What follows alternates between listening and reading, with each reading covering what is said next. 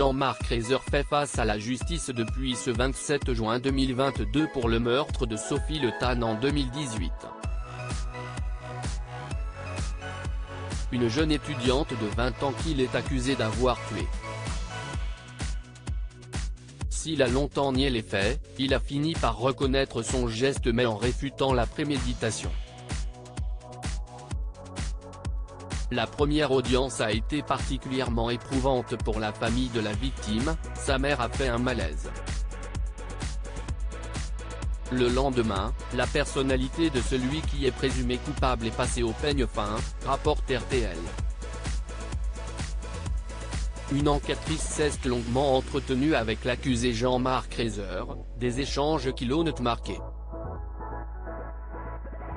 Devant la cour, elle assure que ce dernier se délectait d'avoir côtoyé à la maison centrale d'Ensisheim, des criminels notoires tels qu'Émile Louis, Francis Zolm et Michel Fourniret. Loin de démentir ses propos, celui qui a été condamné en 2003 déjà à 15 ans de réclusion criminelle pour viol et agression sexuelle, a voulu toutefois les préciser. Il a ainsi déclaré ne jamais avoir connu Fourniret, mais a assumé avec fierté sa proximité avec les deux autres nommés. Au point de s'inspirer d'eux, au-delà de ses observations sur l'homme qu'elle avait en face de lui, l'enquêtrice a également fait d'autres révélations choquantes qui la concernent personnellement. Il aurait même tenté, durant leur discussion, de lui faire du pied afin de la rendre mal à l'aise. Si est-il la première fois de sa carrière qu'elle a dû être accompagnée par l'un de ses collègues durant ses entretiens, sa hiérarchie n'ayant pas accepté qu'elle reste seule en présence de Jean-Marc Reiser.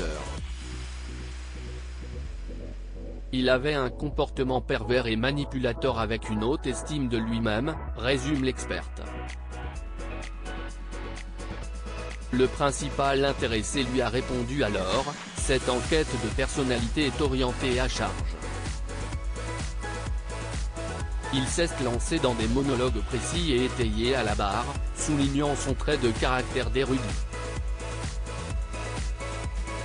Le corps de Sophie Le Tan, démembré, a été retrouvé un an après les faits dans la forêt de Gründelbrück, à une quarantaine de kilomètres de la capitale alsacienne.